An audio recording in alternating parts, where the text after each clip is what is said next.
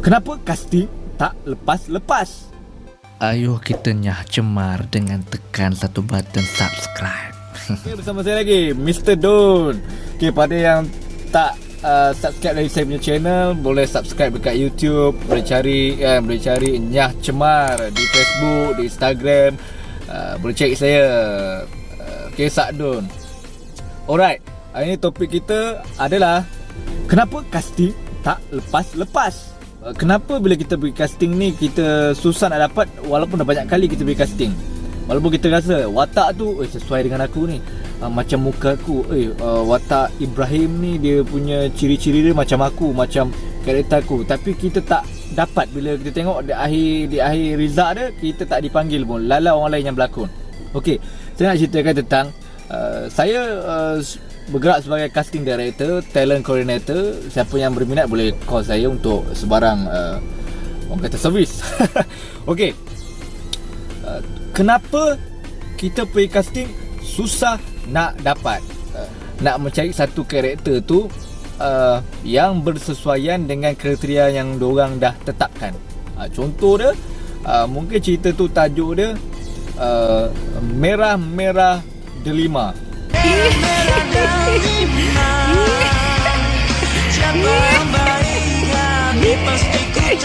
Karakter yang dia nak cari lelaki seorang, orangnya tegap, orangnya ada taik lalat tapi dekat bawah mata. Kemudian itu dia nak cari rahangnya mungkin panjang, dia punya dagu dia mungkin agak bulat, dan mungkin dia punya karakter perempuan dia pula, dia nak yang rambut panjang tapi panjang dia tu ikal mayang. Mungkin dia nak karakter muka perempuan tu dia mesti lonjong, sebab ada kena-mengena dengan karakteristik watak tu sendiri dalam skrip.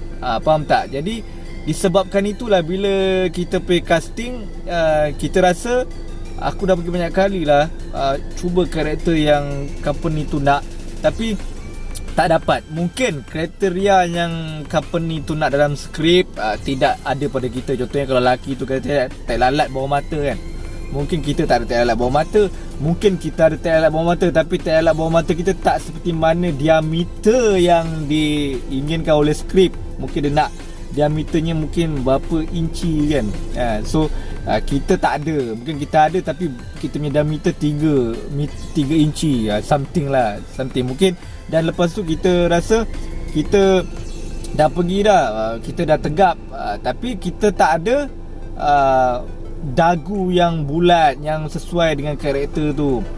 So maknanya disebabkan itulah kita tak dapat, karakter tidak dapat pergi kepada kita walaupun kita dah bercasting banyak-banyak kali. Dan begitu juga dengan wanita, mungkin rambutnya tidak ikal mayang tapi rambutnya panjang, dan mungkin wajahnya tak lonjong. Perempuan tu dia rasa lonjong, tapi lonjong dia tu dia punya shape tak selonjong yang mesti mana skrip tu nak. Skrip tu nak lonjong dia mesti lonjong yang macam lonjong bujur and something kan, biar nampakkan karakter tu agak tajam, garang. Mungkin saya ingat kan, bila kita ambil casting, tip dia yang pertama dia kita kena yakin tu first yakin. Yang kedua dia kita kena pastikan karakter tu mencapai piawaian kita. Contoh dia macam dia nak karakter yang umur sekian-sekian, dia nak wajah dia seakan macam ni, dia nak badan dia macam itu, dia nak tinggi dia macam mana, dan dia nak ada boleh berlawan ke, ataupun dia nak yang muka dia good, ada sinar kebahagiaan ke kan, yang ada sinaran-sinaran, atau muka dia nampak flawless. Begitu dengan wanita, dia nak cantik atau nak rambut panjang, dia nak tinggi berapa, dia nak badan tu mungkin tak begitu bahunya besar, mungkin ada ukuran dia pendek, bahunya kecil sebagainya. Dia nak mungkin karakter perempuan tu mesti wajah perempuan tu nampak macam wajahnya terseksa. Mungkin dia nak wajah perempuan tu nampak depressed, so dia nak cari karakter yang depressed. So kita kena pastikan bahawa wajah kita ni, kalau sebelum kita kasih tu, kita kena pastikan benda-benda ciri tu ada pada kita. Walaupun mungkin taklah terlalu tepat, tapi kita kena rasa bahawa ada. Okay, pertama kena yakin, kena tengok kriteria yang dia nak. Yang kedua dia, kita kena pastikan kita dah awal masa casting supaya dia nampak kita tu dulu, bukan dia nampak orang lain. Mungkin yang keempat tu kita boleh ceritakan, kita boleh berlatih dulu. Walaupun kita mungkin tak boleh jadi, kita tak ada ciri-ciri karakter yang dia nak tu, tapi kita boleh imitate karakter tu. Mungkin kita ambil satu karakter yang mungkin kita nampak, oh karakter ni ada seperti mana dia nak. So kita ni macam tak ada karakter tu, karakteristik tak ada, tapi kita cuba berlatih kat rumah, kita imitate karakter tu untuk jadi seperti dia. Mungkin ada potensi dan kena well prepared dari segi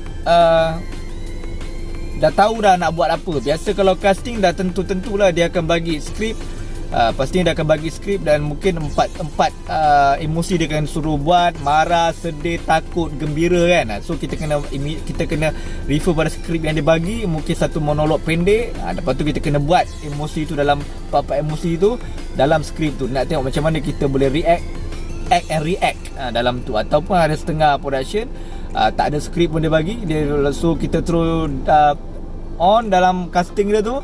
So buat je apa yang kita senang buat, yang kita dah prepare. Kita pun mestilah dah kena prepare. Kita dah buat dekat rumah, kita dah practice dengan skrip yang sebelum ni kita ada. So kita boleh buat. Begitu juga. Dia ada dua ciri-ciri casting ni. Dia ada yang tertutup, yang dia ada open casting, dan dia ada ciri yang di mana dia ada bagi skrip. Kita buat 4 emosi. Ikutlah kita buat yang mana satu, ataupun dia suruh kita buat 4 yang saya kata tadi: gembira, sedih, takut, marah. Ataupun dia suruh kita datang casting tu dan dia kata buat apa yang awak boleh buat. Contohnya kita kena buat sendiri daripada skrip sendiri, dan kita kena buat. So saya nak ceritakan sebenarnya kenapa, saya ulang sekali, kenapa bila pergi casting tak dapat. Bila sesuatu production tu dia buat casting, dia sebenarnya sudah tahu di mana apa ciri-ciri karakter yang dia nak. So maknanya sebenarnya dia nak cari orang yang muka bentuk macam ni, nak cari orang yang mata bentuk macam ni, nak cari orang kening yang tajam macam ni, nak cari orang yang hidung muncung macam ni, dia nak orang dagu panjang macam ni kan. Tak kira lelaki perempuan, dia dah ada dah karakter tu. So dia buat casting adalah tujuan nak mencari kriteria ini daripada masyarakat kita.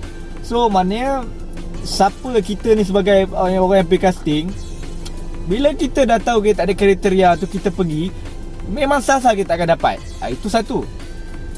Yang kedua dia, kenapa juga casting ni pergi tak lepas-lepas. Yang kedua ni adalah kadang-kadang itu produksi ataupun syarikat sini dia dah ada orang dia, di mana dia beritahu kriteria macam ni dia nak untuk karakter utama dan sebagainya kan, heroin dan hero. Tetapi sebenarnya dia dah ada dah karakter tu.